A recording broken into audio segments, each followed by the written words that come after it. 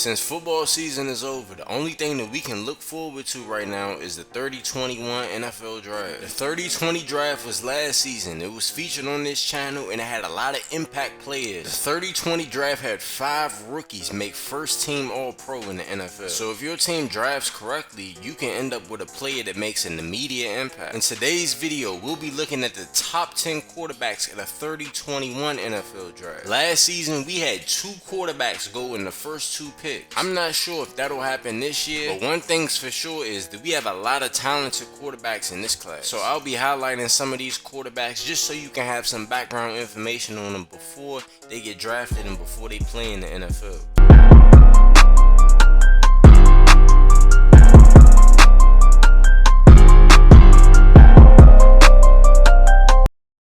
The number 1 quarterback on draft boards is Auburn quarterback Casey Patrick. Casey Patrick is the reigning Heisman Trophy winner. He put up big time numbers rushing the ball and throwing the ball this past season. His physical traits don't blow you away, but he still makes big time plays like throws on the run like this. His arm isn't the biggest in the world. He isn't the most accurate quarterback in the world, but he definitely has an NFL arm and he has NFL level accuracy. He's not the most elite athlete in the world. He doesn't have blazing speed. He can't make dudes miss back to back in the open field, but he's definitely a good athlete. When I watched Casey Patrick on film and when I watched him throughout the season, I never was blown away by his physical ability, but I always knew he was a good quarterback and a great leader on top of that. He always had the intangibles. He always was able to lead teams. He always was able to play at a high level on the college field. I'm not sure that he'll ever be an elite quarterback or a Pro Bowl quarterback or anything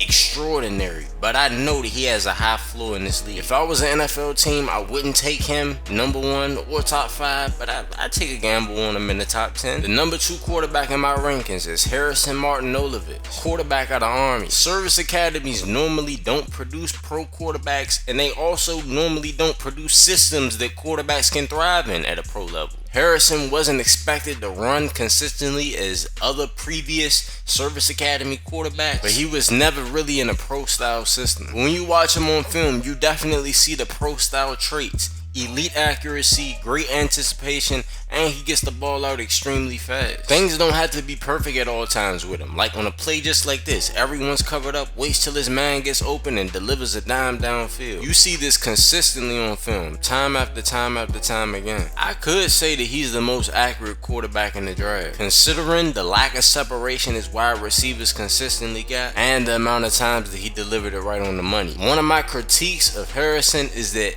he did show flashes of anticipation, but plenty of times he would wait until the receiver came open to deliver him the ball. Another thing I love about his game, he did not care about a muddy pocket. Made plays like this all of the time.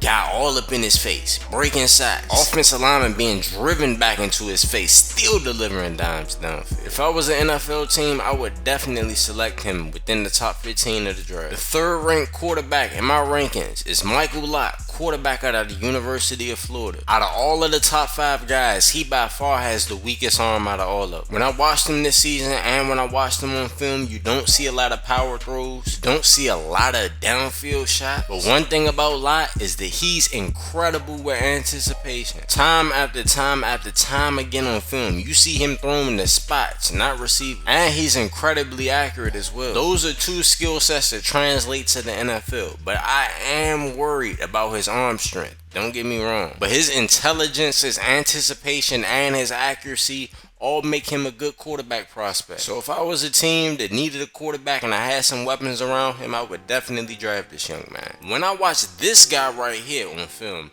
he's for sure the most talented quarterback in the draft, and it's not even close. When I watch Tyler Waffle on film, you see a big arm, an explosive athlete, and great downfield accuracy. The only problem with him is that he's barely played football at the college level. He came into Alabama as a backup quarterback to Nick Sellers, who led Alabama to the SEC championship a couple of years ago. But Nick Sellers eventually got hurt this year. Tyler Waffle was inserted into the game and he never gave the job back. When I watched him for the first time, I said, man, this is top 5 pick talent right here for sure. He made plays like this time after time again on film. Even though this was an incomplete pass, he goes, scrambles to the left, waits for his man to get open, and delivers a dime. He has it all as a quarterback. He has the size, he has the speed, he has the huge arm, he has the accuracy. The only thing he doesn't have as a quarterback is the experience. We don't know if he can really break down and read defenses like that.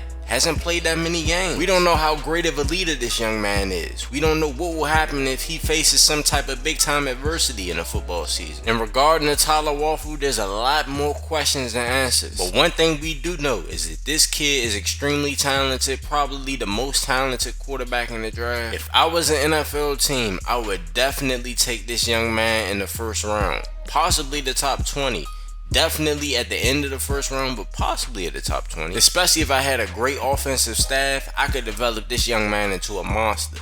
Has all of the physical talent, and I forgot to mention that he's a subscriber to the channel. Tyler Waffle is the last quarterback that has a first round grade in my opinion. Now it's time to move on and talk about the second round quarterback, starting off with Darren Meeks out of the University of Oregon. When I watch Darren Meeks on film, I see a very good athlete, almost borderline great athlete. He has good speed, I say a low 4.5, high 4.4 type of speed. He has a good arm, good accuracy. Probably not great, but I say one of the biggest weaknesses in his game is his inability to recognize coverage. He's not the best processor in the world, which is why he'll most likely be a second round pick. The number 6 quarterback on my big board is Derek Hodge out of the University of Michigan. Hodge is an extremely intelligent quarterback that can process defenses, get the ball out fast, and make winning plays for his team. This past season, he led Michigan to a Big Ten title and led them to the college football playoff. When I watch film,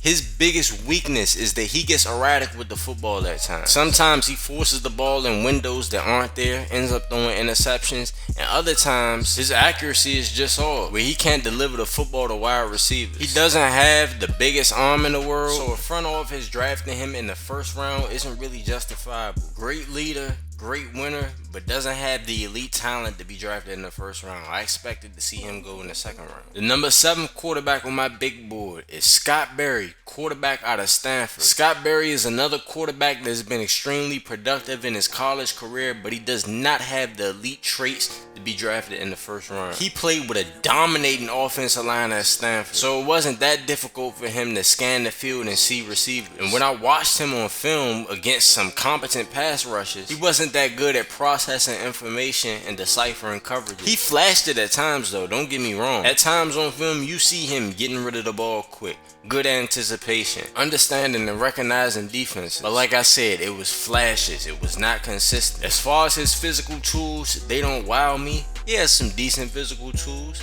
decent arm, decent accuracy, but nothing too impressive. And that's why Scott Berry is regarded as a third round talent. I have a third round grade on him, and I think he'll become a very good backup in the NFL. When I talk about him not being able to decipher coverages, this is a play that I'm talking about. 84 is going to be wide open right now. You got to get rid of the ball in the NFL. But he holds on to the football, waits till these two guys get open. It's a good touchdown play, but that's not a touchdown in the NFL. The number 8 quarterback on my big board is Marcus Jackson, quarterback out of Vanderbilt. When I watch Marcus Jackson this season, and when I watch him on film, what I see is a very good college quarterback, a perennial practice squad guy and backup in the NFL. He could prove me wrong, but I don't see any elite talent. I don't see the elite arm talent, no elite athleticism, and then when he throws the ball at times, you may see him throw a guy open like right here, throwing dimes, but for the most part, he throws it to guys that are open. He doesn't throw guys open. And in order to be a successful quarterback in the NFL, you gotta be able to throw guys open. I have this young man graded as a 5th round talent on my board. The number 9 quarterback on my board is Jayvon Drigglesworth, quarterback out of Ball State. Jayvon Drigglesworth is a subscriber to the channel, by the way. Drigglesworth was one of the best quarterbacks in the nation last year, an All-American, and was dominant, throwing 37 touchdowns and 6 interceptions, which might make you ask, how come he's number 9th on your board? Well, the reason why he's number 9th on my board, well, the main reason is because he's 5'9" and 160 pounds. And we've never seen a quarterback be successful in the NFL with those measurements. Don't get me wrong though, a very talented football player. Runs a 4.3 40, so he can break one for 80 yards whenever. You heard me talk about some of the quarterbacks earlier and their flaws, about how they can't throw with anticipation, how they have to throw the guys that are already open and they can't throw guys open. not Jayvon Drigglesworth. He has an average arm, nothing special, but what makes up for it is his anticipation and his ability to throw guys open in the windows that aren't there. I have a 6th round talent on him because of his size and his arm strength, but don't get it twisted. I love his game, and I think he can make an impact on the next level. Last but not least, the number 10 quarterback on my big board is Jair Messias out of TCU. Jair had some huge shoes to fill at Texas Christian last season.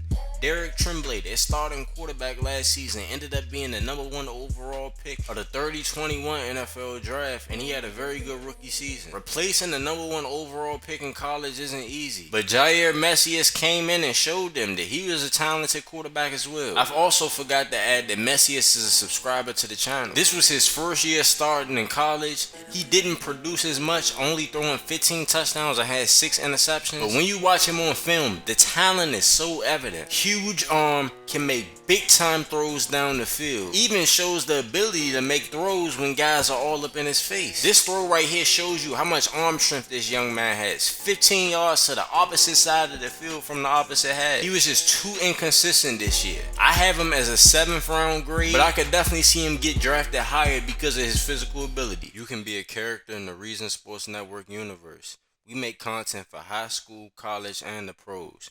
You can submit a form. The link will be in the description. However, if you sign up with Patreon, you'll have a lot more customization and control over your character. The link will be in the description. If you want to see what would happen if Garrett Wilson chose Michigan instead of Ohio State, then click this video right here. Or you can see every NFL draft video if you click on the playlist above. Also, if you want more customization and control over your character, then make sure you click on the Patreon link to the right.